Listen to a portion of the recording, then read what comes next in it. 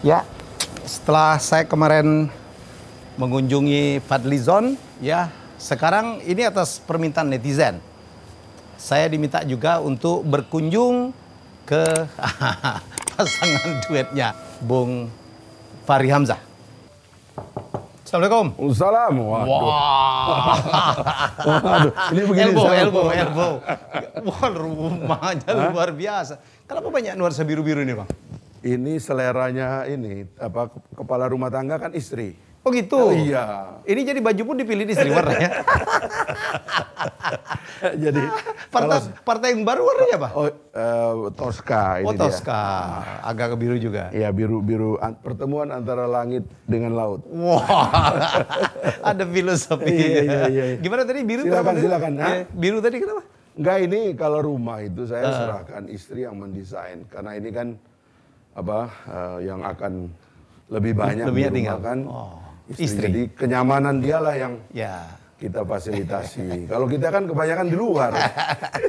Sama dengan saya. Saya pun begitu urusan rumah jarum super, jarang di rumah suka pergi. Jadi inilah rumah saya. Wow. Emang aktif ya? Apa olahraga fit apa? Itu apa? Karena nggak bisa olahraga di luar, jadi kita olahraga di dalam. Nah ini ada kantor kecil di sini. Kantor kecil. Saya selalu setiap punya rumah itu selalu punya kantor. Wow. Sebab saya nggak bisa berhenti kerja. Gitu ya. Jadi di luar, saya di luar kantor. Nah ini menarik nih. Apa ini?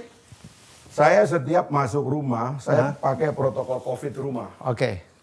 Jadi saya harus ganti baju, semua yang saya bawa dari luar, saya masukin ke tempat pakaian kotor, langsung dimasukin ke mesin cuci. Saya pakai yang baru, harus mandi dulu. Nggak boleh pegang anak kalau nggak mandi. Jadi ini. Waduh, ini lukisan. Ini kemarin karena kita belum Armon. sempat ini atur-atur. Ya kan pas pindah langsung kita tempel-tempel aja. Yang baru di sini? Yang ini. Ruangan ini baru. Yang ini baru. Ini kan kita buat setelah pensiun. Romi Armon, Waya Kumbuh tuh. Iya. Saya terima waktu ke tempatnya Pak Fadli di Ayange tuh. Iya. Ini politisi Sumatera Barat lagi hot ini sekarang. Oh, ini buku.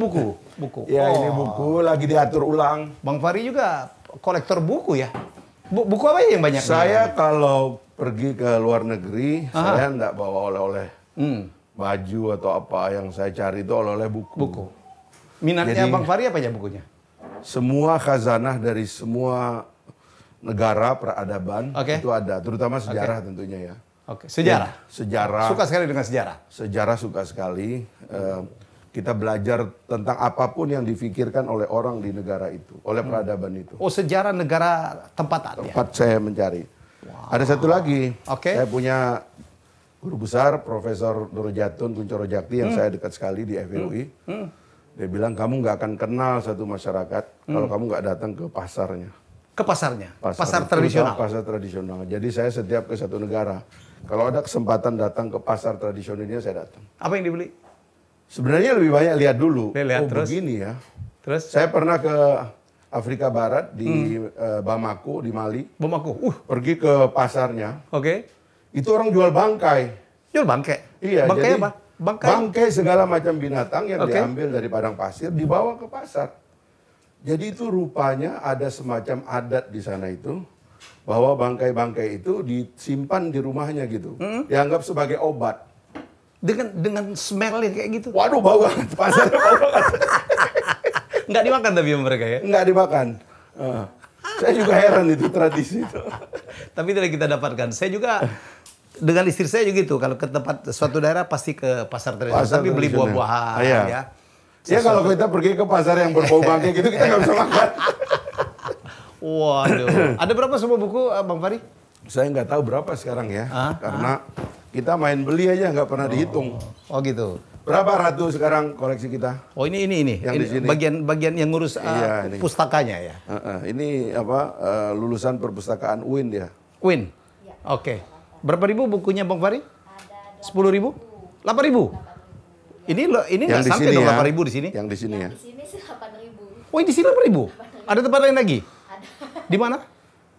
Kurang tahu ada. Sekarang dipindahin dari Kostrad, kita pindahin ke Bogor. Ke Bogor. Ada kantor juga kita bikin di Bogor. Pantas ngomongnya pinter banget, bacaannya banyak. Kemana kita Bang? Ini juga nih. Ini apa nih? Ini karena istri saya dokter. Oh. Jadi di sana ada yang besar, ini ada yang kecil. Oke. Kalau bawa sesuatu dari luar, atau ada orang dari disterilkan dulu. E-commerce atau kita belanja di online. Masukin sini dulu. Disterilkan dulu. 10 menit baru boleh dibawa. Mestinya saya disterilkan dulu juga ya. Steril ini steril nih. Nah ini dia. Ini saya sering menghayal di sini nih. Ini ruang perenungan. Ya, ini sebenarnya ada TV kan. Oke. Jadi ini dingin. Malam-malam kita. Bang Fahri duduk situ merenung. Oke. Ya kan? Dan juga banyak buku-buku. Ini buku-buku kadang-kadang yang baru yang belum sempat saya. Buku apa ini terakhir dibaca Bang Fahri? Ini saya terakhir kan pulang dari India, jadi saya beli beberapa buku dari India. India tuh menarik untuk buku ya, murah-murah lagi. Sekali, buku di India murah sekali. Dan ringan-ringan. Dan kalau saya pergi ke India, saya beli buku kayak begini-begini cuma berapa dolar. Oh iya tuh. Itu berapa rupiah itu ya? Ini 909. Paling cuma $10 ini. $10 150.000. Buku setebal ini. Dan ini saya dulu waktu kuliah, kalau kita dapat literatur kan banyak accounting, auditing dari India. Transformasi. Ringan sekali kan bukunya. Saya nggak tahu dia pakai kertas apa. India saya kira dalam hal produksi buku luar biasa ya. Luar biasa. Itu kalahnya kita. Kenapa orang India banyak yang menguasai Silicon Valley dan sebagainya itu. Karena bukunya murah dan banget. Universitasnya juga lebih unggul dari kita ya. Saya banyak lihat di seluruh dunia, kampus universitas itu nggak layak. Tapi di situ lahir pemikir-pemikir besar. Secara fisik nggak layak. India salah satunya. Saya ke Sudan juga. Universitas internasionalnya itu yang seluruh dunia orang datang belajar ke situ. Guru-gurunya pakai sandal jepit. Masya Allah. Penampilannya kayak agak kumuh gitu. Tapi profesor itu? Profesor itu. Pakaiannya pun sederhana sekali. Jadi memang kampus itu betul-betul tempat orang berpikir gitu ya. Dan segalanya murah, terutama terkait pengetahuan. Nah ini yang saya kira Indonesia perlu belajar ini dari jebakan biaya pendidikan murah, biaya pendidikan mahal. Biaya pendidikan kita mahal sekali. Sangat mahal. Silakan duduk. Jadi di sini aja kita ya. Iya. Tuan rumah di mana biasanya? Terserah. Di sinilah tuan rumah, saya di sini ya. Ya, TV publik itu harus begitu, Bang Fahri. Memang harus dijaga kenetralannya. Harus, kan 3 tuh, edukasi, ya to educate, to inform, and to entertain. Entertainnya pun harus yang tidak boleh asal gitu kan, harus ada mutunya. Gitu. Ya, saya kan termasuk yang waktu menjabat mengusulkan agar TV publik itu secara spesifik mengatur komunikasi negara kepada masyarakat. Betul. Seperti di Amerika Serikat itu ada C-SPAN ya. Ada C-SPAN, C-SPAN 1, C-SPAN 2 ya, dan seterusnya lah. Jadi waktu itu saya bilang TVRI itu harus misalnya dibagi atau penyiaran publik yang lain lah, radio dan sebagainya itu. Ada yang khusus untuk eksekutif. Persis. Ada yang menyiapkan perdebatan di legislatif. C-SPAN. Dan juga pemerintahan daerah. Karena pemerintah daerah itu juga tidak saja sumber informasi, tapi juga sumber pengetahuan baru. Betul. Mereka itu melakukan inovasi-inovasi yang dahsyat ya. Bahkan sekarang ini dengan inisiatif kita membuat Undang-Undang Nomor 6 Tahun 2014 tentang desa, itu inisiatif desa dahsyat. Kita menemukan sekarang ini desa-desa yang membangun kemandiriannya. Dia sadar bahwa dunia ini akan semakin independen begitu ya, karena situasi baru, mereka membangun kemandirian dari bawah. Jadi satu masyarakat desa, 3.000 penduduk, kira-kira 500 sampai 1.000 kepala keluarga, sadar bahwa ini harus kita hidupkan sendiri. Betul. Itu yang kemarin mimpi saya, Bang Fahri. Saya udah research tentang C-SPAN ya. Saya pengen banget itu. Ya sayang nggak lama di situ. Jadi memang TVRI itu kasihan juga karena tidak seperti TV-TV lain. Kalau di luar negeri kan dia dapat iuran dari publik. Iya. Dulu kita pernah ada, sekarang dimatikan kan? Iya, iya. Akhirnya dari APBN. Ya, akhirnya dari APBN. APBN-nya nggak banyak pula. Bayangkan dengan NHK itu, saya selalu waktu di Komisi 1 bilang, Pak Helmi, Anda kan jagoan, bisa nggak bikin kayak NHK? Bisa Pak, budgetnya aja dinaikin. Karena kita dulu nggak sampai 1 triliun, sementara NHK mengelola dana hampir 100 triliun, 100 kali lipat. Sayangnya, kalau Pak Helmi dulu di TVRI itu sebenarnya, your position itu bukan sebagai, decision maker yang membuat, lanskap atau lingkungan bagi lembaga penyiaran publik, tapi adalah pelaksana, dan di situ kita sering terjebak. Gara-gara undang-undangnya. Saya tidak melihat ada pemerintahan yang concern dengan betapa hebatnya lembaga penyiaran publik kita. Kita nggak usah nyebut soal perannya di dalam kemerdekaan, sebab kalau nggak ada radio-radio partikelir dulu yang didedikasikan untuk mendengar bahwa Hiroshima Nagasaki baru saja dibom, itu nggak ada geliat ikhtiar lokal untuk merdeka dan sebagainya. Betul. Hari ini juga harusnya masih penting, cuman kita jangan tanggung. Kita mesti memberikan beban yang fokus gitu. Infrastrukturnya di sana luar biasa itu teman-teman di daerah. Tapi sayang sekali undang-undang penyiaran pun tidak kunjung selesai. Ya sudahlah. Karena lobby dari private. Saya melihat sekali lobby private yang dahsyat sekali. Padahal TV publik dengan TV swasta itu tidak bersaing, Bang. Tidak bersaing. Karena kan ini kan cuman menyampaikan melaksanakan fungsi kepublikannya. Ya tidak bersaing. Makanya tidak boleh komersial juga mestinya. Tugas negara harusnya bagi tugas. Bagi tugas, betul. Jadi kalau kita tidak membagi tugas, semuanya jadi berantem. Termasuk saya mengkritik. Sekarang di dalam dunia ekonomi, negara kita berantem dengan rakyat. Orang nggak sadar itu. BUMN ini sekarang merampas semua proyek rakyat.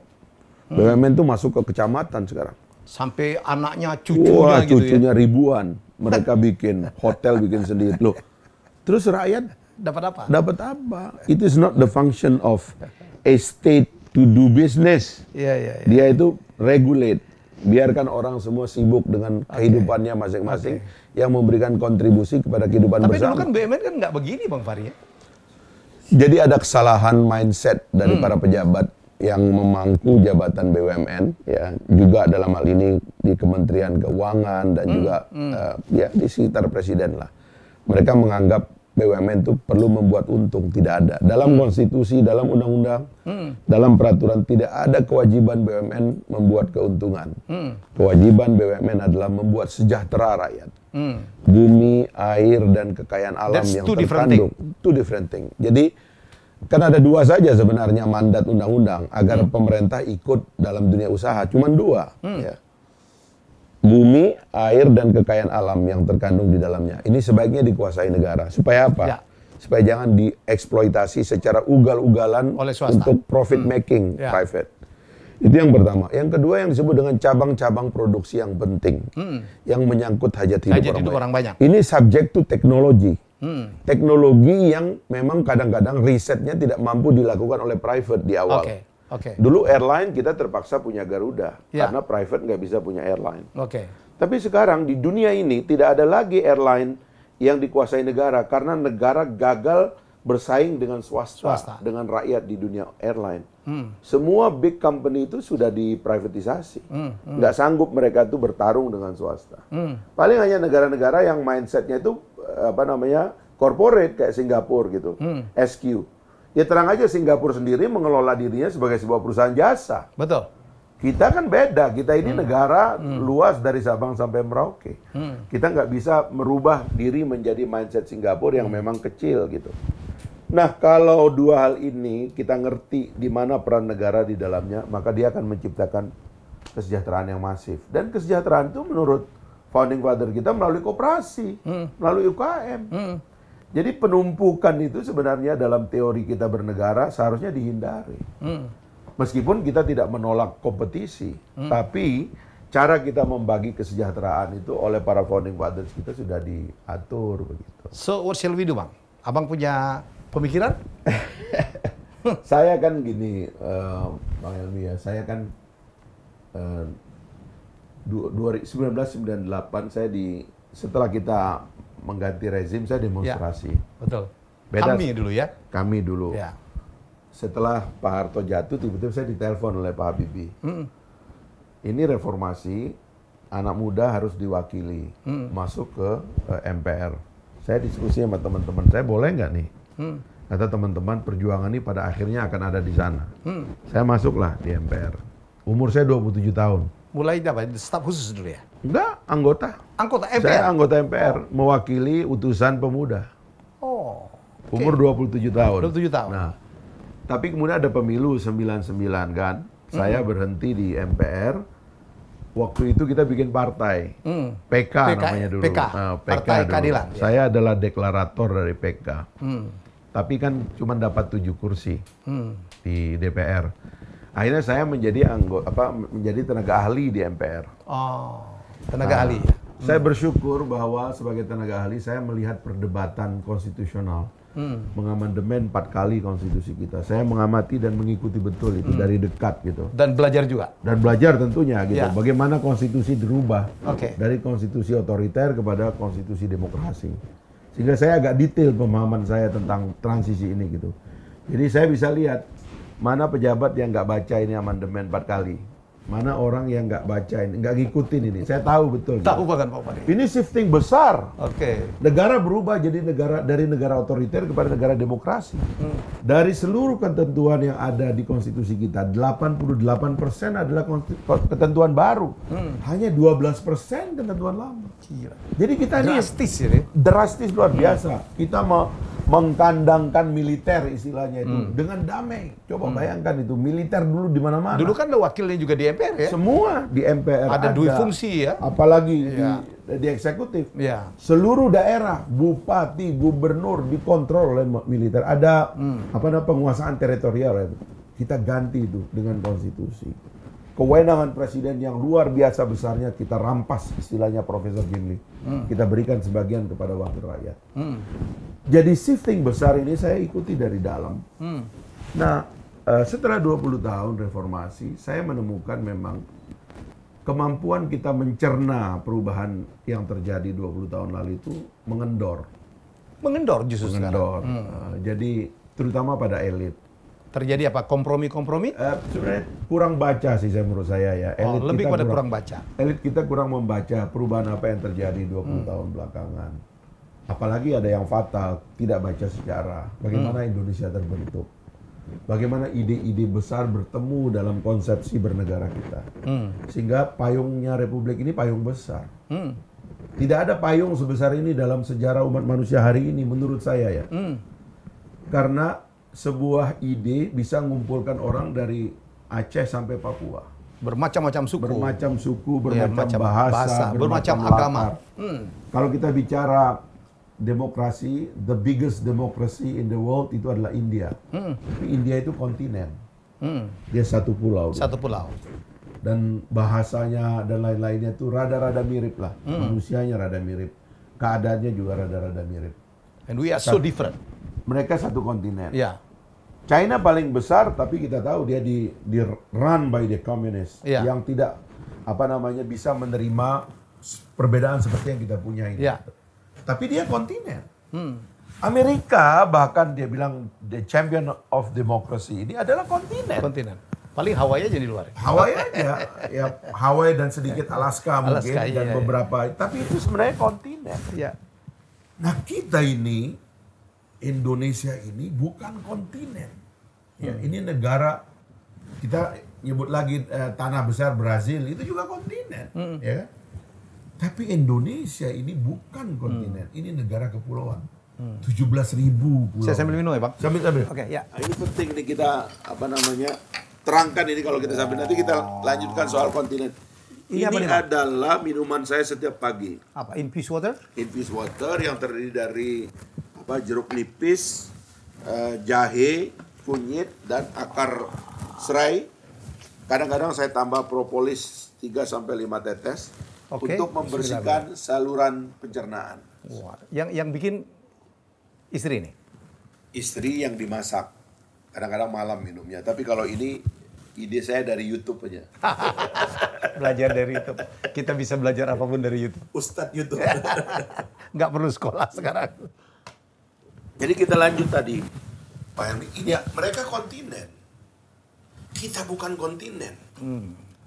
Jadi payung yang bernama Pancasila ini, negara kesatuan atau negara Republik Indonesia itu besar sekali.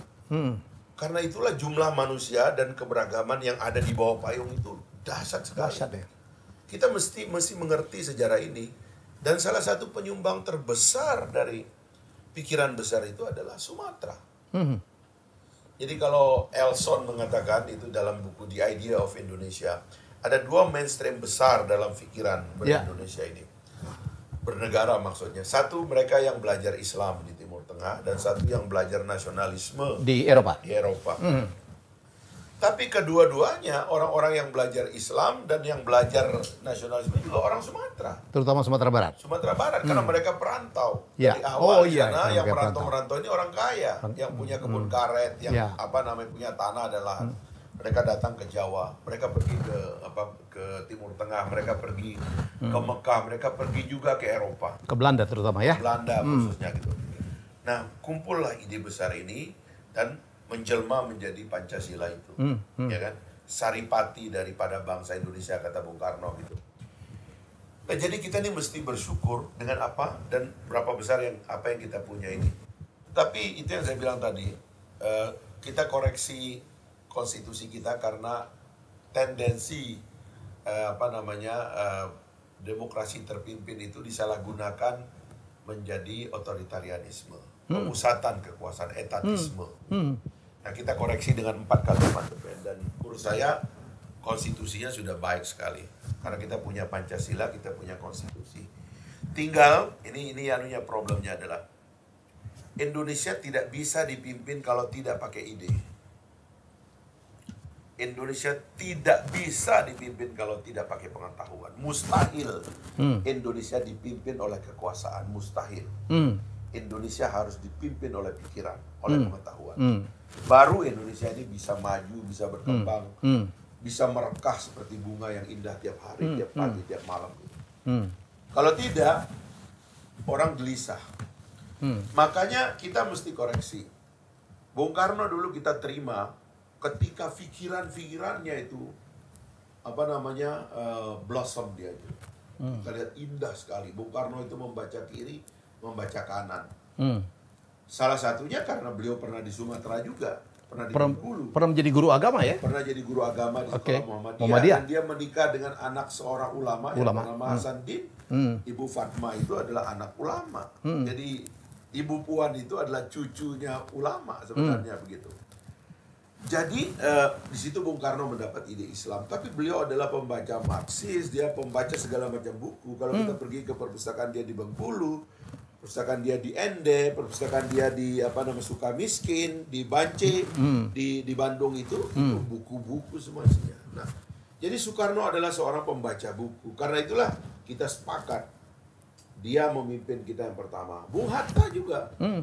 Dan yang menarik dari sikap Soekarno kepada Hatta, waktu proklamasi 17 Agustus pagi-pagi itu, beliau sebenarnya meriang. Beliau demam, beliau tertidur di kamar.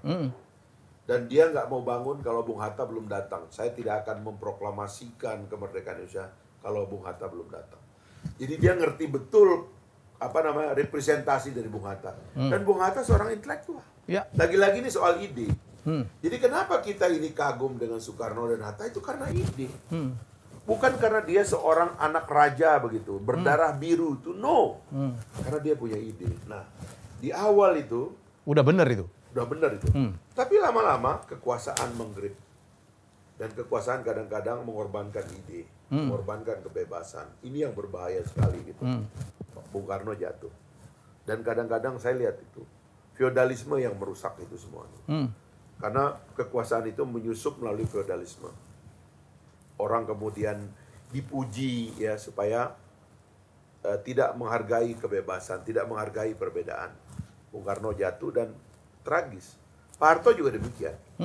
Pak Harto itu adalah orang yang gemar, meskipun dia seorang militer, dia gemar sekali mengumpulkan ilmuwan di sekitarnya. Ya. Bahkan teknokrat ya. Konsepsi Orde Baru itu lahir dari seminar. Gitu. Seminar Angkatan Darat. Lalu kemudian dia ngumpulkan itu yang disebut dengan mafia Berkeley dan sebagainya yang belakangan jadi kontroversi. Tapi apapun disebut mafia, tapi mereka dari Berkeley. Sebuah institusi pendidikan salah satu yang paling terhormat di Amerika Serikat. Gitu. Demikianlah, tapi lama-lama kekuasaannya makin menonjol. Dan sekali Indonesia dipimpin oleh kekuasaan yang memaksa, nggak bisa kuat. Kalau mau melihat orang Indonesia tenang, pimpinlah Indonesia dengan pikiran. Karena orang senang dari jauh, dari Papua, dari Aceh, dari Miangas, dari Pulau Rote. Dia senang melihat orang yang berpikir, orang yang berpuisi, memukau ya, orang yang menyanyikan lagu yang indah. Itu orang Indonesia senang itu.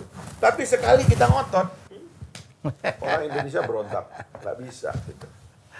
Oke, Bang Fahri, saya tuh termasuk dari kemarin, saya minta ke Bang Fahri dong, saya minta tim saya cari, alhamdulillah. Terutama setelah saya mendatangin Fadlizon. Ini kan duet ini. Dulu kompak betul, katanya 2F gitu ya. 2F, Fahri, Fadli. Ya, saya ketemu Fadli tahun 91. Tahun 91 lah. Waktu demo-demo itu. Terus saya menjadi Masyawi tahun 92. Saya di Fakultas Ekonomi. Ya. Dia di Fakultas Sastra dulu namanya. Sekarang namanya Sastra Rusia ya? Iya, Sastra. Sekarang namanya Fakultas Ilmu Bahasa. Dulu namanya Fakultas Sastra. Dua fakultas ini adalah paling dekat. Dan dia hanya di lokasinya. Dan dia itu hanya ada jarak lembah. Gitu. Tapi saya paling sering dan senang belajar di berlibur atau belajar di Fakultas Sastra itu karena paling banyak undang budayawan, seniman, paling banyak seminar di situ. Saya berkenalan dengan M. Ainun Najib di situ dulu. Oh, di situ, karena beliau suka diundang. Jadi saya itu kuliah di Fakultas Ekonomi yang dituduh orang sumber materialisme dan sebagainya. Bergaulnya? Tapi saya bergaul di sini.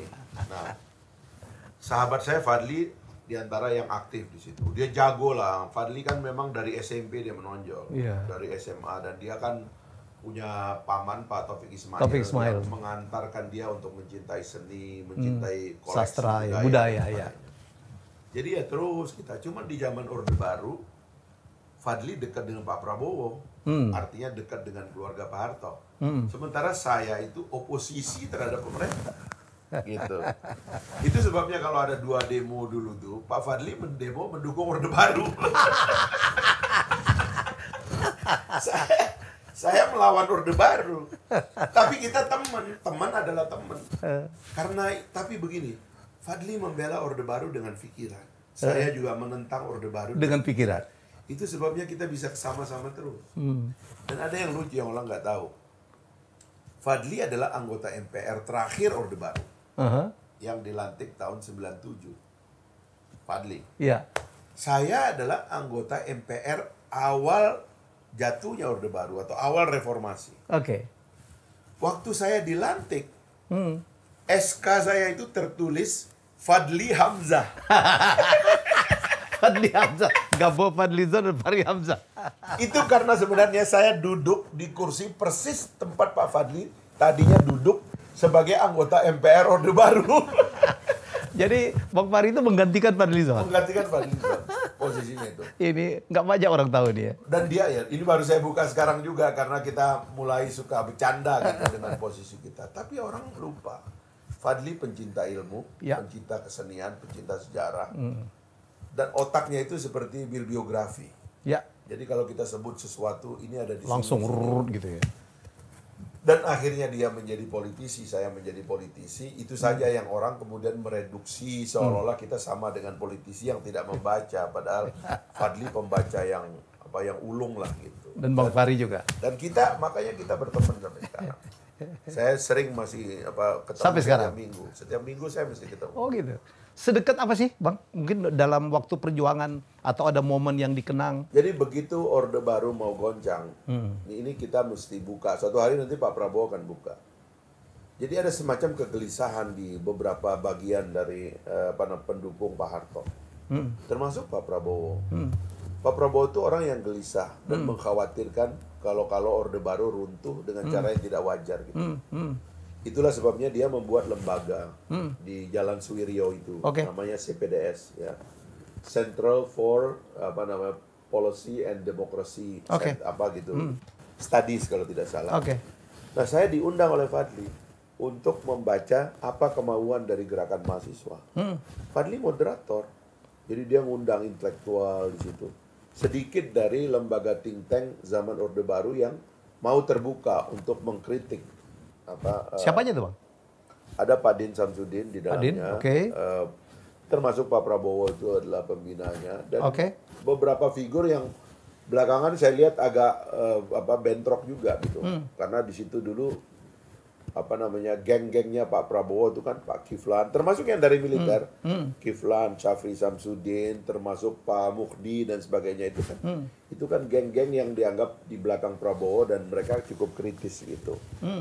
Kalau nggak salah dulu ada rektor UI, dekan Fakultas Fisip UI juga yang aktif di situ.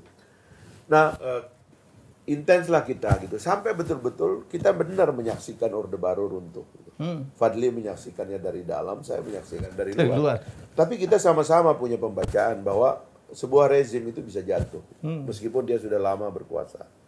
Jadi inilah sebab dari persahabatan yang menurut saya sejati gitu. Karena meskipun kita berbeda, kita tetap bahwa dasar dari perbedaan kita di pikiran gitu. Kita tidak boleh saling membenci hanya karena ada perbedaan pikiran. Gitu. Orang boleh berbeda pendapat, tapi tetap harus menghargai orangnya, Bang. Harus, ya itu dia. Yang menarik akhirnya dua-duanya mendapatkan jabatan sebagai wakil ketua DPR dalam periode yang sama. Ya, waktu Jokowi Prabowo periode pertama bertarung, koalisi terbentuk dan mayoritas kursinya itu. Itu sebabnya waktu pimpinan DPR dibentuk karena kita mayoritas, kita memenangkan voting di parlemen. Untuk pimpinan ya? Untuk pimpinan gitu. Karena itulah diambillah pimpinannya itu oleh Golkar, kemudian Gerindra, PAN, PKS waktu itu terakhir dan satu lagi Demokrat gitu, 5 partai gitu. Golkar dapat ketua, kita dapat wakil. Gitu. Nah, waktu memilih ketua saya tidak waktu memilih siapa yang akan duduk kami tidak ikut. Jadi ini adalah musyawarah KMP istilahnya waktu itu, Koalisi Merah Putih. Jadi Pak Abu Rizal Bakri, Pak Prabowo, Pak Hatta, Pak Surya Dharma Ali, kemudian Pak Anies Mata, itu yang bermusyawarah, termasuk Pak Syarif Hasan kalau nggak salah dari Demokrat. Dipilihlah orang-orang. Nah, saya dan Fadli dipilih. Waktu milih bidang, Pak Anies bilang ke saya, kamu jangan di keuangan dan politik. Padahal itu minat saya nggak tahu juga. Ya udah saya ikut. Bang Fahri kan Fakultas Ekonomi kan? Fakultas Ekonomi dan suka politik. Tapi beliau bilang itu panas buat ente ke Kesra aja, ngurus rakyat. Gitu. Jadi saya di Kesra, Fadli yang Polkam. Tapi entah juga akhirnya terpaksa saya juga bicara politik gitu. Dan akhirnya ya sempat politik kita waktu itu kan panas sekali gitu. Ya itulah perjalanannya. Dan duet maut ya, dua-duanya namanya EF, jadi menjadi pengkritik yang sangat rajin terhadap pemerintah yang berkuasa. Sehingga namanya bisa dibalik Fadli Hamzah dan Fahrizon. Dulu kalau duet nyanyi itu laku kali ya. F2 gitu ya. Kalau dia lebih advance kalau dalam menyanyi dia. Oh gitu. Bang Fahri enggak? Kita baru mulai belajar ini. Oke. Sekarang Bang Fahri saya dengar udah bertani, punya usaha lah ya? Ya, kan pemilu 2019 saya memutuskan tidak ikut. Tidak ikut? Itu karena kita juga mendesain sebuah partai politik baru. Ya. Nah, dalam keadaan seperti itu tentu saya harus meneruskan hidup kan. Ya. Maka saya saya sering di hati saya itu sering berbisik ya. Saya ini lulus di salah satu fakultas ekonomi terbaik di Indonesia. Ya. Dan pernah masuk Fakultas Pertanian juga di Unram ya? Di Unram pernah di Ya, Fakultas walaupun Pertanian. tidak selesai ya Bang ya? Tidak selesai, Oke, karena terus? pindah ke Jakarta. Nah, saya kok bilang gitu, kok saya tidak bisa memperbaiki hubungan saya dengan uang ini gitu. Karena kalau kita jadi pejabat, uang itu kan disuplai oleh negara setiap tanggal 1. Ada amplop coklat istilahnya itu kan. Tapi begitu kita pensiun, uang pensiunnya itu cuma 2 sampai 3 juta. Berapa apa pensiunan DPR? 2 sampai 3 juta lah sebulan. Anda kan pimpinan dong. Ya 3 juta aja. Nggak ada lagi? Nggak ada lagi. Oke, terus? Gitu. Makanya itu saya bilang itu harus dicari sumber lain lah. Nah, kita akhirnya mulailah saya cari bisnis gitu. Kontak teman-teman lama, kan waktu menjabat saya nggak berani berbisnis sama sekali karena tidak sama sekali ya? Itu bisa jadi konflik of interest. Oke. Sebelum saya jadi anggota DPR, saya pernah ada perusahaan, tapi saya nggak sentuh perusahaan sama sekali. Nah, mulailah kontak-kontak lagi. Yang saya pikir yang paling layak menjadi tempat saya berbisnis itu adalah NTB karena kampung saya dan ada orang tua saya di sana juga. Kalau dulu saya bisa memobilisir uang negara gitu ya, APBN, sekarang nggak bisa lagi. Berarti saya harus memobilisir uang swasta dalam bentuk investment. Oke. Nah, jadi ya saya ngajak teman ke sana. Ini ada lahan, ini ada. Buka apa sekarang, Bang?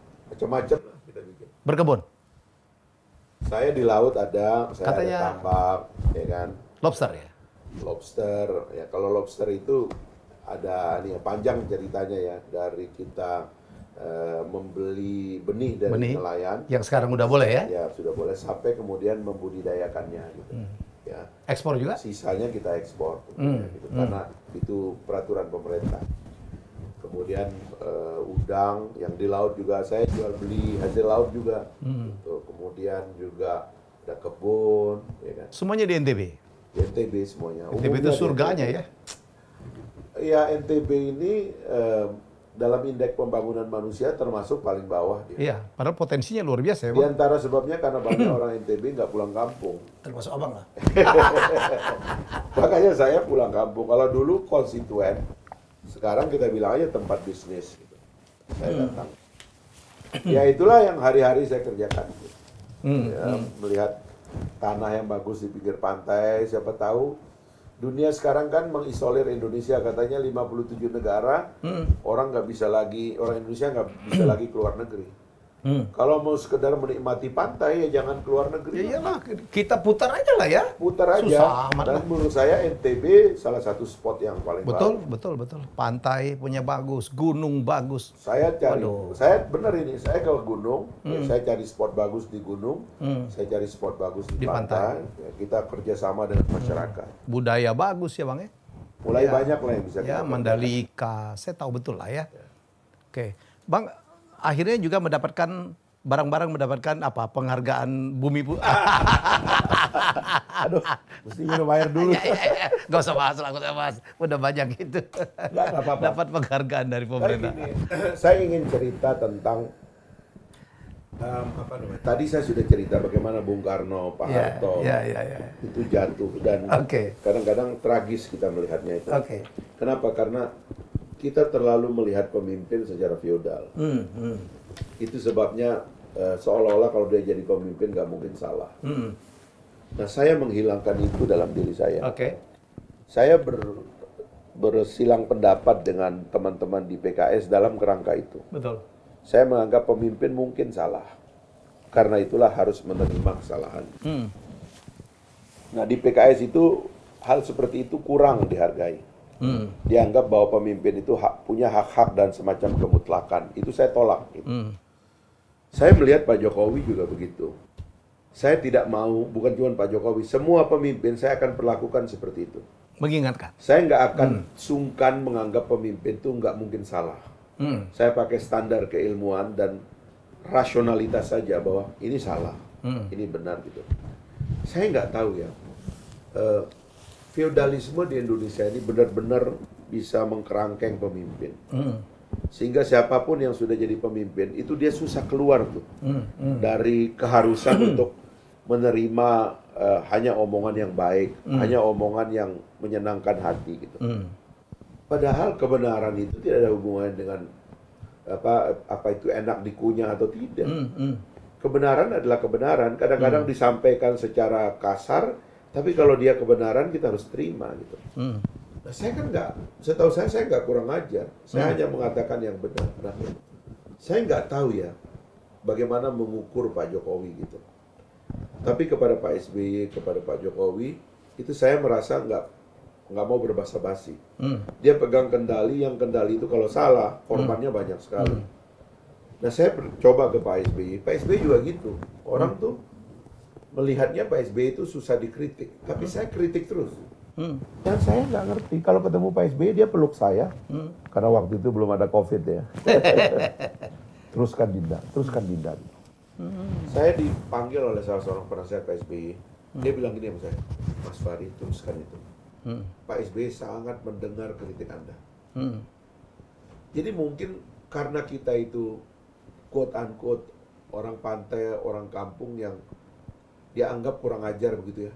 Tapi rupanya pemimpin kita itu senang mendengar kalau ada orang yang dianggap oleh orang lain kurang ajar, tapi mungkin omongannya benar juga sih omongan dia itu. Dari celah-celah malam dia mendengar omongan itu datang ke dia bilang benar juga. Termasuk Pak Jokowi udah manggil Pak Bang Fahri juga. Pak Jokowi juga begitu. Yeah. Jadi saya nggak ngerti.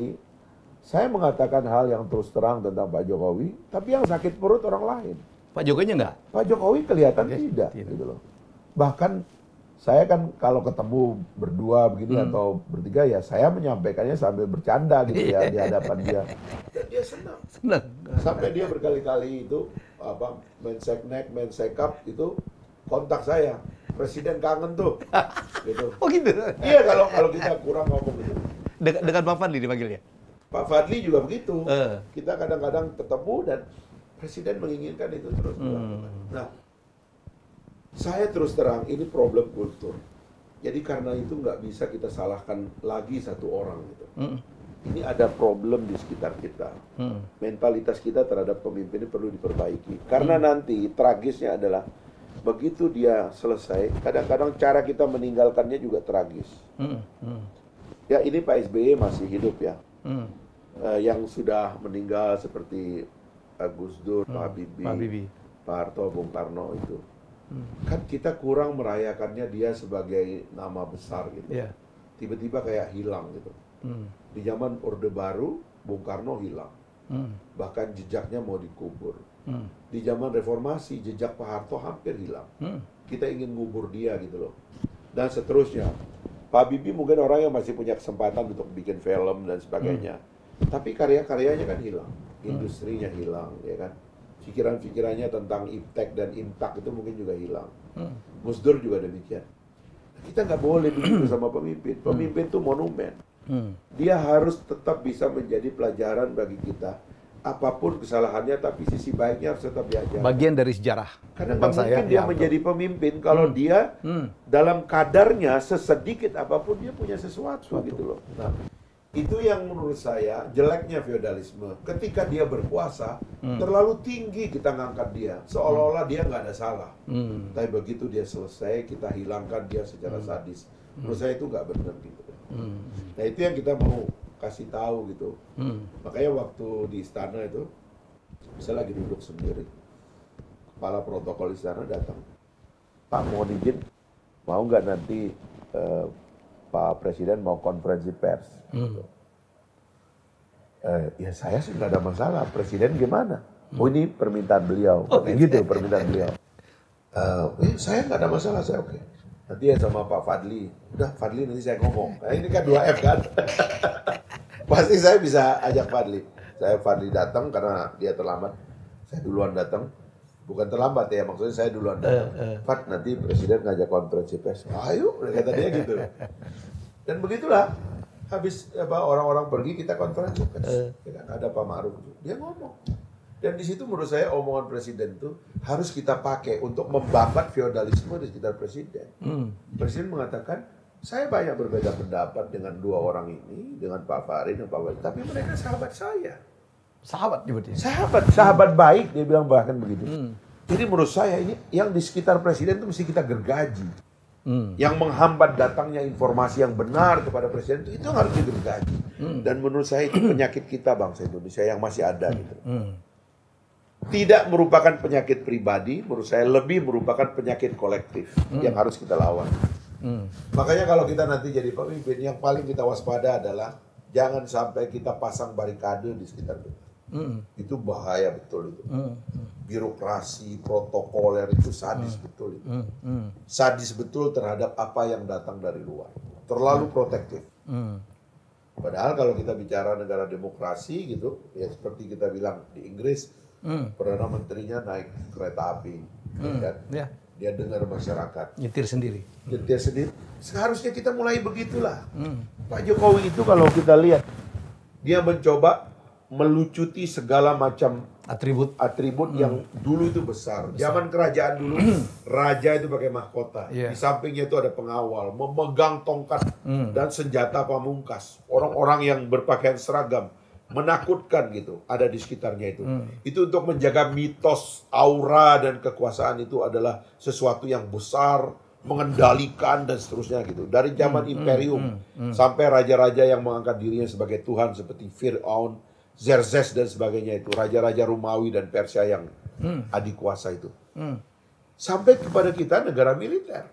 Yang juga begitu sistemnya sampai sekarang menurut saya pas Pampres itu masih terlalu terbuka bekerja. Terlalu kelihatan frontal dengan rakyat gitu. Nah, Pak Jokowi berusaha. Dia pakai sepatu cat, jeans, dia pakai jeans, dia pakai baju dilinting. Tapi apakah itu adalah jaminan bahwa feodalisme hilang? Tidak. Karena itu bukan problem dari pemimpin itu, tapi ini problem dari lingkaran yang mengitarinya. Yang menurut saya hari demi hari harus kita hilangkan itu. Presiden itu harus dibiarkan hadir dan mendengar. Pak Jokowi dulu dipilih karena belusukan. Sekarang terlalu banyak orang yang melarang dia belusukan. Nggak boleh lagi ketemu rakyat. Kenapa presiden nggak ketemu kaum intelektual? Kenapa mesti memusuhi orang-orang cerdas itu, ya kan? Orang kayak Rocky itu, Rocky Gerung harusnya ada di istana itu. Yang bicara apa adanya kepada presiden. Siapa yang menakuti ini orang gitu loh. Dan orang-orang yang mengorganisir pikiran. Itu ada yang namanya kami apa segala macam itu. Itu pikiran. Termasuk video Anda sama Fadli yang viral itu, jejak Khalifah di Indonesia itu. Orang takut. Khalifah itu apa? Pikiran. Pikiran ya. Seperti juga kapitalisme, sosialisme, itu semua pikiran. Pikiran itu harus dihadirkan. Nggak perlu kita tolak. Nah itulah yang menurut saya bahaya dari feodalisme yang mengancam kepemimpinan kita gitu. Karena ada dalam kultur kita gitu. Urusan PKS selesai Bang? Katanya nuntut 30 miliar, udah beres. Kalau nggak mau dijawab juga nggak apa-apa lah. Karena saya janji sama fakir miskin.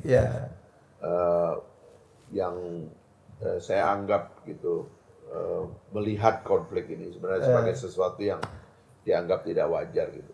Karena itu saya tidak akan mengambil pribadi apa yang ada dari konflik. Saya akan bagi lagi buat masyarakat, buat fakir miskin. Ini janji saya aja gitu.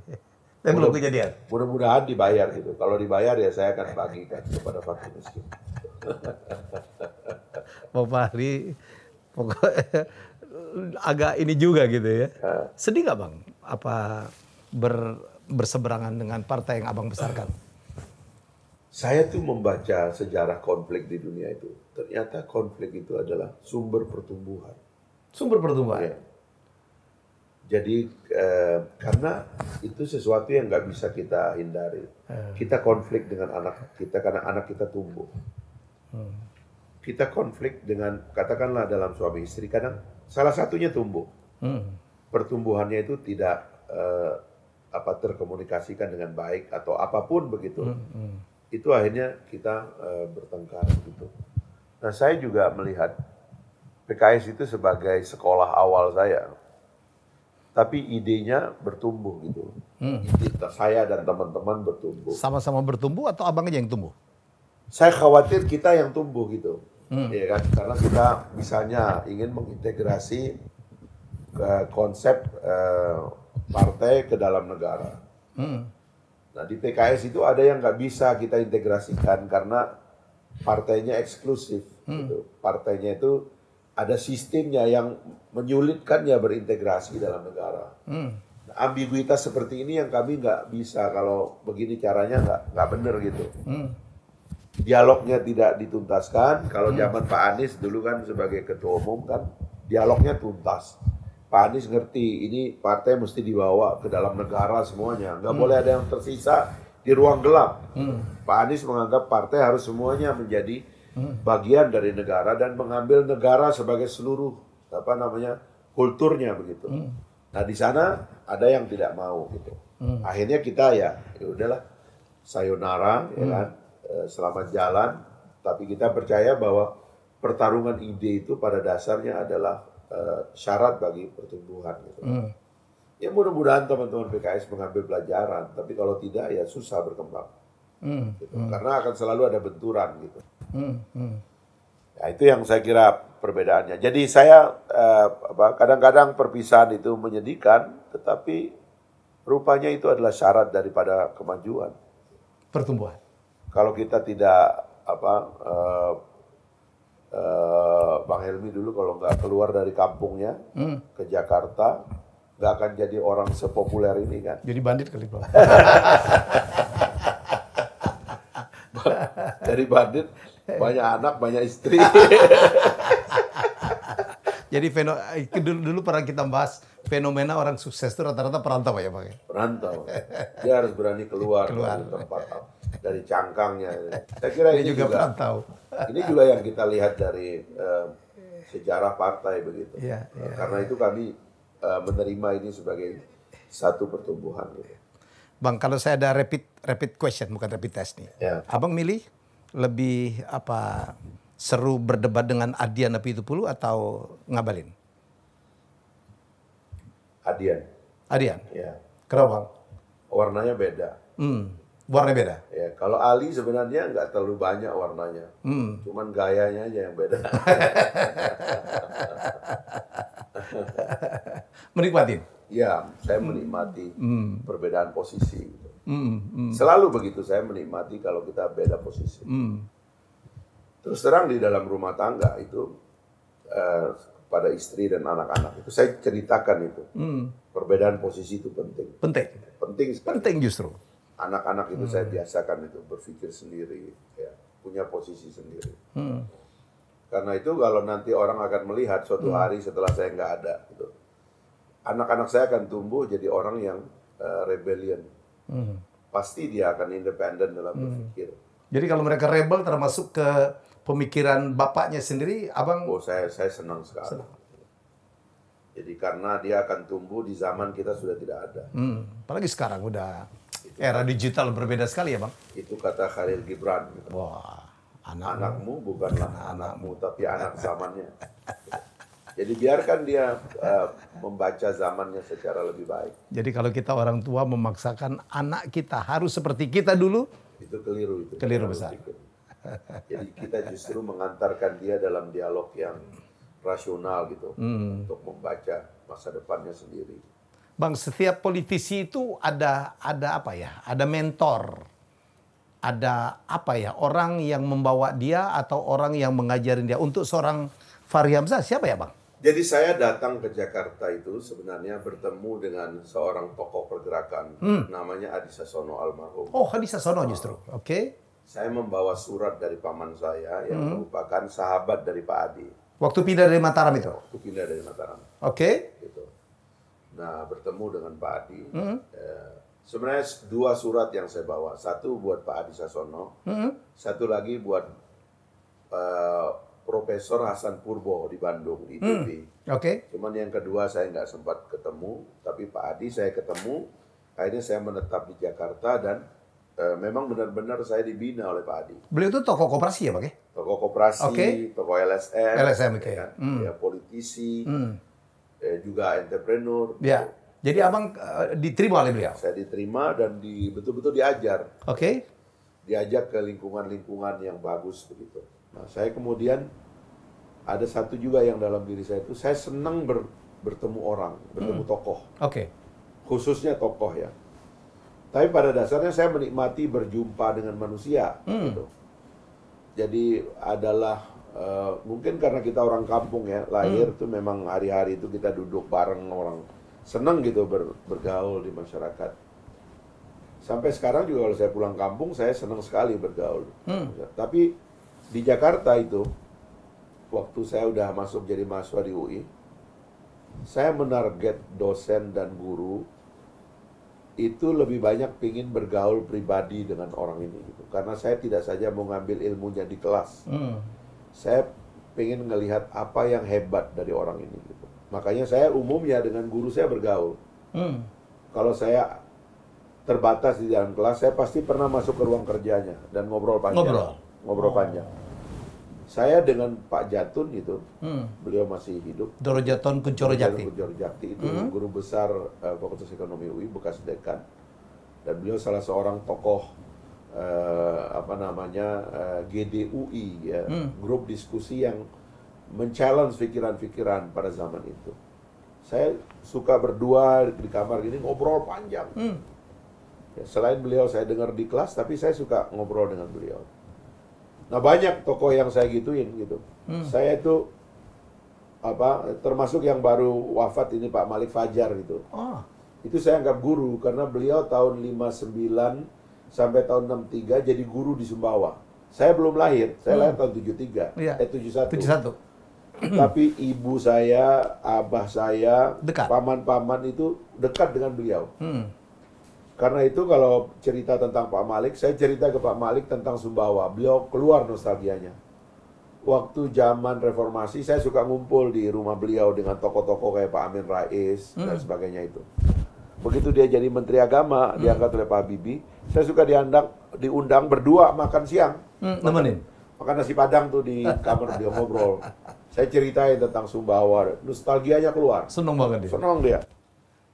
Tokoh-tokoh itu juga semua. Jadi menterinya Pak Habibie itu ya, Pak Adi Sasono, Pak Malik almarhum ya, Pak Malik Fajar, kemudian Ibu Tuti Alawiyah, gitu. Kemudian yang masih hidup tuh Pak Syarwan Hamid, Pak Ginanjar, itu Pak AM Saifuddin, itu semua saya pribadi dekatnya. Dan saya nggak ngerti, saya tuh suka diajak naik mobil sama Pak Fatwa, itu suka keliling. AM Fatwa. Sama Pak AM Saifuddin, Fahri naik mobil tuh, ada ini mobil mahal ini. Apa saya bilang, Volvo itu. Dulu kan Volvo. Volvo kan mobilnya menteri waktu itu. Saya suka diajak tuh, udah keliling muter gitu. Inilah mobil menteri itu Pak Hari katanya. Bercanda gitu di mobil. Jadi saya dengan tokoh-tokoh besar ini saya suka ngobrol.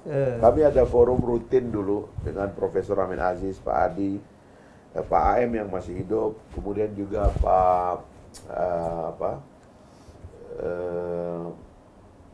ya banyaklah tokoh-tokoh itu ngobrol sampai malam. Sampai hari ini saya masih melakoni duduk di majelis orang-orang tua.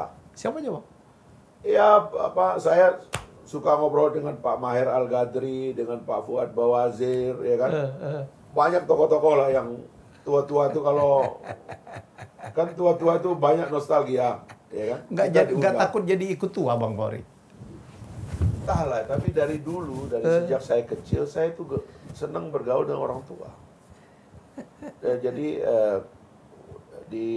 di kampung itu misalnya saya itu ya, saya kan kecil, suka naik motor, ikut dengan orang-orang tua. Jadi kalau ada anak muda punya motor, itu saya gemar gitu ngobrol dengan dia. Nanti saya naik motor dia dibawa keliling tuh, keluar kampung kemana-mana. Sambil ngobrol gitu. Dengan guru, saya paling dekat tuh dengan guru. Suka diajak keliling sama guru saya kemana-mana. Jadi dari kecil itu punya pembawaan itu dekat sama orang tua. Mungkin Bang Fahri menjadi teman ngobrol yang baik kali ya. Mungkin juga karena kita pendengar aja dulu. Itu kan orang tuh kalau kita udah mulai intens bicara kan tidak harus kalau orang itu bicara banyak, tapi mendengar banyak juga menyenangkan gitu. Dan belajar banyak dari mendengar banyak. Ya itu dia gitu. Bang Fahri kalau belajar ngomong dari siapa? Yang jadi guru belajar ngomong itu siapa sih, Bang? Saya kan masuk kampus sejak SMP. Saya ini adalah aktivis Ikatan Pelajar Muhammadiyah. SMA juga saya anggota IPM. Nah begitu saya masuk kuliah kan senangnya jadi aktivis. Pasti ada kelas kita berpidatonya kan itu kan. Lalu begitu masuk UI, saya itu menjadi mentor dari mahasiswa-mahasiswa baru yang masuk ke UI gitu. Dan juga menjadi mentor bagi banyak anak-anak SMA di Jakarta dan sekitarnya. Setiap akhir pekan tuh saya ngisi pengajian dan training kepada anak-anak mahasiswa. Itu ngomong terus. Ngomong terus. Nah begitu di kampus kan ikut senat, ya, pidato lagi urusannya itu. Berdebat. Begitu dia berdebat, ya berpidato, dan begitu kemudian jadi politisi, ya itu kerjaannya. Begitu jadi anggota parle, ya dilembagakan lah. Itu ya, pekerjaannya. Memang pekerjaannya. Jadi dari situlah kira-kira rutenya. Tapi saya suka belajar logika, belajar retorika, dan menurut saya diantara yang menyusun pikiran yang tersusun dengan baik itu kalau kita suka baca biografi. Biografi siapa yang abang? Semua biografi. Yang sangat banyak mendapatkan value? Jadi gini, waktu saya SMP nih, SMP di kampung, itu ada buku perpustakaan keliling tuh. Setiap hari Sabtu dia mampir di kampung. Di kampung? Ada satu buku yang menurut saya itu paling berkesan ya. Saya baca, yaitu adalah bukunya Michael Hart. Michael Hart yang 100 tokoh? 100 tokoh paling berpengaruh. Nah, yang menempatkan Nabi Muhammad nomor satu ya? Oke. Jadi saya tuh orang SMP ya, seneng tuh karena Nabi Muhammad nomor satu. Baca semua. Orang bule ini kan yang nulis dengan, tapi Nabi Muhammad nomor satu. Namanya juga orang SMP kan senang baca. Itu sebabnya saya biografi Nabi itu, Sirah Nabawiyah istilahnya itu berbagai versi saya baca. Baca semua. Saya senang gitu. Dan semuanya tentunya orang-orang besar yang baik atau yang buruk dalam persepsi sejarah ya, itu saya baca semua. Selalu ada lesson sih ya Bang ya. Baik dari seorang yang dianggap buruk sekalipun. Di antara itu yang menyebabkan saya juga bisa wajar melihat pemimpin itu. Karena kita ini penyakit manusia itu minder dengan pemimpinnya. Dalam sejarah manusia itu tidak jarang manusia itu sampai menyembah tokohnya. Karena terkagum gitu. Apalagi di zaman ketika jarak itu dibuat. Sekarang kan jarak nggak ada karena tokoh itu terlalu intens hadir di ruang publik itu. Kalau dulu dijaga ya. Dijaga. Dulu di kampung saya itu di zaman Raja Sumbawa, zaman raja itu ada mitos. Dia bilang kalau raja lewat, kamu harus masuk ke got dan lihat tanah. Sebab kalau kamu lihat raja itu, kamu bisa buta. Sampai begitu mitos tentang pemimpin di zaman itu gitu. Nah sekarang mitos itu hilang, tapi dari awal saya sudah punya perlawanan terhadap mitos itu karena ternyata pemimpin-pemimpin yang dikagumi itu banyak orang sakit juga. Banyak orang gila juga. Itu kan berkali-kali imperium-imperium besar dipimpin oleh orang gila. Jadi ini orang disembah, dikagumi, ternyata ini orang gila. Dan lebih-lebih karena dia adalah manusia biasa, pikirannya banyak kotor juga. Badannya sama dengan badan kita. Dia makan dan di sininya itu sumber kotoran. Yang kalau dia buang angin tuh orang pasti nggak suka. Tapi kalau raja yang keluar angin mungkin dianggap apa oleh orang itu. Padahal itu kotoran kita. Nah saya dari situ belajar untuk melihat pemimpin secara rasional. Maka kalau saya ketemu orang besar, katanya begitu ya, saya nggak pernah itu menghilangkan fakta bahwa dia itu manusia biasa gitu. Tapi tetap hormat. Harus hormat karena begitulah cara kita bergaul sesama manusia kan. Bang Fahri itu punya hobi nggak sih? Kayak serius banget hidupnya.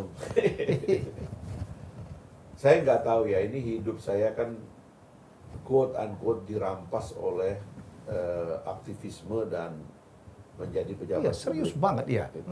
Jadi kita ini kan bukan sama juga. Kalau Fadli itu akhirnya kan kalau kita bilang hobi, itu hobi juga serius tuh. Oh iya ya. Kumpulin benda. Tapi dia dapat kasihkan sendiri Bang. Iya itu dia kan. Jadi akhirnya kalau dibilang hobi, kategorinya tuh hobi serius. Hobi serius. Bang Fahri punya? Kumpulin buku ya kan. Kumpulin dulu zaman CD, itu ada CD, saya belum saya beresin tuh, itu ada berkotak-kotak gitu. CD, oke. Setiap saya pergi ke semua negara itu saya beli CD-nya, saya beli lagunya. Dulu zaman CD itu mobil saya itu saya misalnya dengar lagu dari Asia Tengah. Kalau saya baru pulang dari Asia Tengah, kalau saya pulang dari Eropa, dari mana saya lagu. Tapi sekarang kan semua ada di YouTube. Akhirnya CD ini nggak lagi menjadi kegemaran saya kalau pergi keluar gitu. Nah jadi ya hobinya juga tidak bisa rileks amat. Makanya saya mengkompensasi relaksasi itu kadang-kadang semua jadwal libur saya ditentukan oleh istri. Ditentukan oleh anak-anak. Dan dalam jadwal libur itu saya nggak boleh punya mau gitu. Saya udahlah ikut aja lah. Diajak ke sini, diajak ke sini. Meskipun kita nggak semua juga bisa kita ikuti. Kadang-kadang anak kita waktu kecil dia ngajak kita yang muter-muter itu, kita muntah, dia ketawa. Nah, itulah. Paling itu. Dan sekarang bisa dibilang hobi. Saya pulang kampung nih jadi hobi. Saya ada bersihkan pantai, ya kan. Kemudian saya lagi buka ini tempat pengelolaan sampah ya, untuk buat masyarakat gitu. Karena di mana-mana bang desa-desa kita mulai kotor juga. Plastik kan industrinya sampai desa sekarang. Minimarket dan usaha-usaha dari Jakarta sampai ke desa, itu sampai ke desa. Itu sampahnya itu belum ada yang mikirin tuh saya lihat. Nah itu jadi hobi yang begitu-begitu. Nanam ya kemarin tuh saya ngumpulin petani. Saya bilang kalian punya tanam berapa? Udah saya belikan bibit, kelola. Kita tanam pon-pon nih jahe, kita tanam kunyit dan seterusnya lah gitu. Senang gitu. Kemarin panen kunyit ya? Kunyit ya itu semua. Pepaya ya? Pepaya, apapun lah gitu. Jadi saya menyibukkan aja diri saya dengan menyibukkan orang lain. Tapi kan mendapatkan hasil juga ya Bang? Iya itu. Hobi, jadinya hobi. Bang Rapid nih, ayam taliwang atau rendang? Ya, ayam taliwang. Karena orang sana? Karena tumbuh dengan itu. Tumbuh deh, kan pedes banget Bang, kalau saya nggak kuat. Memang orang sana itu standar masakannya pedes memang. Pedes banget? Ya. Jadi dulu di rumah saya itu ada seorang pemikul air. Di zaman belum ada pump ya. Jadi rumah kami itu jaraknya dari sungai sekitar 3 kilo gitu lah ya. Oh ya? Dipikul? Nah dipikul. Nah pemikul air setiap pagi itu ke rumah saya itu. Dia seneng makan itu. Ikannya itu dari cabai. Maksudnya? Jadi dia makan nasi. Oke. Kemudian kalau ada sayur atau nggak ada sayur. Tapi cabai itu jadi ikannya gitu. Oh lauknya? Lauknya. Lauknya itu cabai gitu. Jadi ya itu orang sana dengan cabai itu ada semacam hubungan dekat gitu. Hubungan emosional. Kalau kata Pak Kiai Ma'ruf dulu, sebelum dia jadi presiden, saya ditelepon, Pak Hari di mana? Ini mau menuju TV One nih, mau ada ILC. Belok dulu lah, kita makan di restoran kambing di situ di Raden Saleh. Oke. Datang. Makanlah kita makan kambing. Pak Kiai mau makan ayam. Dia bilang, saya ini dengan kambing ini ada perjanjian untuk tidak saling makan. Kiai Ma'ruf. Oke, Bang Fahri, terima kasih sekali. Ya, saya untuk Anda semua ya penonton acara ini, jangan lupa juga ya, tolong subscribe juga Fahri Hamzah Official. Anda akan mendapatkan banyak sekali pemikiran-pemikiran yang keren gitu dari seorang Fahri Hamzah. Hari ini kita ngobrol, walaupun nggak bisa begitu lama, tapi saya berharap banyak sekali value yang kita bisa dapatkan dari seorang Fahri Hamzah yang dianggap kembarannya Fadlizon, yang namanya ketukar-tukar. Kita jumpa lagi dalam episode selanjutnya dengan tokoh keren lainnya. Bye-bye.